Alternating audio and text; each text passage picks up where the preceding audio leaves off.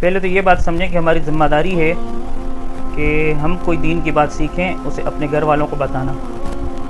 یعنی ہم ظاہر کی باتیں عورتیں گھر کے کام کاج میں مصروف رہتی ہیں، ان کو دین سیکھنے کا موقع بہت کم ملتا ہے. مرد حضرات کا عام طور پہ دینی محفلوں میں جانا اور دینی مجالس میں اٹھنا بیٹھنا اور علماء کے بیان سننا، ان کو بہت زیادہ یہ موقع میسر ہوتا ہے. تو ہماری ذمہ داری ہے ہم کوئی اچھی بات سیکھیں، سنیں یا سمجھیں، اپنے گھر والوں کو، بیوی بچوں کو بتانا ہماری ذمہ داری کہ ہم ان کو دین کی بات بتائیں. بصورت دیگر اگر ہم نے ان کو کوئی دین کی بات نہ بتائی، ہم نے سنی اور ہمیں پتہ ہے کہ ہمارے گھر میں اس چیز کی کمی ہے، ہم نے نہ بتائی، تو قیامت کے دن اس کے بارے میں پوچھ ہوگی، سوال کیا جائے گا. الا کلکم راء وکلکم مسئول عن رعیتہ، حدیث میں آتا ہے کہ کان کھول کے سنو کہ تم میں سے ہر شخص چرواہا ہے اور اس سے اس کے ماتحت لوگوں کے بارے میں پوچھ ہوگی. یعنی جو ہمارے ماتحت لوگ ہیں ان کے بارے میں ہم سے پوچھ ہوگی.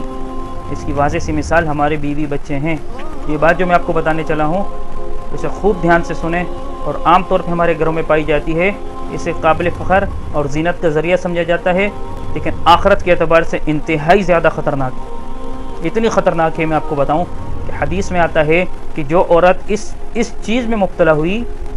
تو وہ جنت کی خوشبو بھی نہیں سونگھ سکتی. اور جنت کی خوشبو،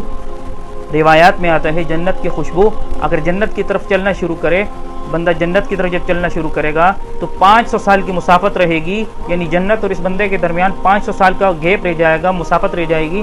تو وہاں سے جنت کی خوشبو 500 سال دور سے آنا شروع ہو جاتی. تو کیا حدیث میں آیا کہ وہ عورت جنت کی خوشبو بھی نہیں سونگھ سکتی. اب وہ کون سی عورت ہے؟ عورت جو سر پہ جوڑا باندھتی ہے، اس طریقے سے کر کے، جیسے عورتیں نہیں سارے بال یہاں اکٹھے کر کے یہاں اوپر کر کے جو ہے نا وہ سارے بال ادھر باندھ دیتی کہ اگر وہ سر پہ دوپٹہ بھی اوڑھیں تو ایسے لگتا ہے کوئی اونٹ کی کوہان کی طرح سے نا، یہاں ایک شبی سی بنی ہوئی ہوتی ہے اونٹ کی کوہان کی طرح. تو یعنی جس طریقے سے اونٹ کی کوہان ہوتی ہے ایسی ایک صورت سی بنی ہوئی ہوتی ہے بالوں کی ایک جگہ جمع ہونے کی وجہ سے ادھر.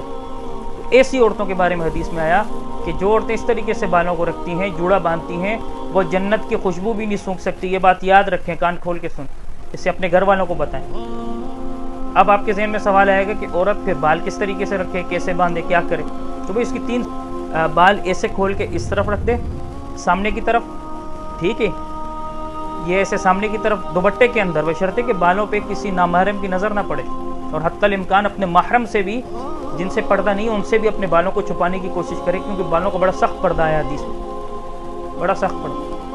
تو 3 صورتیں. نمبر 1 کہ عورت بال اس طریقے سے اسے کھول کے سامنے رکھے اور اوپر دوپٹہ جو ہے وہ دوپٹہ اوڑھ دے اپنے بالوں پہ. یہ تو مست ہے کہ بالوں پہ کسی کی نظر نہ پڑے. محرم سے بھی بچانے کی کوشش کرے، جو اس کے محرم ہیں جن سے پردہ جائز نہیں ہے ان سے بھی اس بات کی کوشش کرے کہ بھائی ان کی بھی نظر بالوں پہ نہ پڑے، کیونکہ اگر محرم کے سامنے وہ کھلے گی اور اب اس کو کیا ہوگا، اس کی عادت بن جائے گی بال کھولنے. تو جب بھی شریعت نے کہا کہ کوشش کرے کہ محرم جن سے پردہ نہیں ہے ان کے سامنے بھی اپنے بالوں کو ظاہر نہ کرے، کیونکہ اس سے عادت خراب ہونے کا خطرہ، عادت نہ بن جائے اس کی بال کھولنے. نمبر 2 کہ بالوں کو کھول کے پیچھے کی طرف کر دے، بال کھلے یعنی اپنے بالوں کو کھول کے وہ پیچھے کی طرف کر دے، سارے بالوں کو ایک جگہ باندھے نہ، ویسے ہی چھوڑ دے، یا سامنے کر کے ویسے چھوڑ دے، اوپر دوپٹہ ڈال دے، یا پیچھے کی طرف جو ہے بالوں کو کھلا چھوڑ دے. اور اگر جوڑا باندھنا ہے تو پیچھے کی طرف جوڑا باندھ سکتی ہے. اور یہ طریقہ افضل آیا ہے، کیونکہ اس نماز پڑھنے میں عام طور پہ عورتوں کے لیے یہ طریقہ افضل آیا کہ افضل طریقہ یہی ہے نماز میں کہ عورت اگر جوڑا بھی باندھتی ہے تو پیچھے کی طرف باندھ، پیچھے کی طرف بالوں کو جمع کر دے، نہ کہ اوپر کی اونٹ کی کوہان کی طرح بالوں کو جو ہے وہ اس طریقے سے باندھنا کہ جس طریقے سے خاص قوم کا شعار ہے. اور عام طور پہ جو ہے ہمارے میسی برادری کے لوگ اس طریقے سے باندھتے ہیں کہ ان سے بھی مشابہت ہوتی ہے. اور ویسے بھی حدیث میں بڑی سخت اس میں وعید آئی ہے کہ ایسی عورت جنت کی خوشبو بھی نہیں سونگھ سکتی. اب اگر آپ اپنے گھر والوں کے ساتھ مخلص ہیں اور اگر آپ چاہتے ہیں کہ آپ کے گھر والے جو ہیں وہ جنت کی خوشبو سونگے، جنت میں جائیں،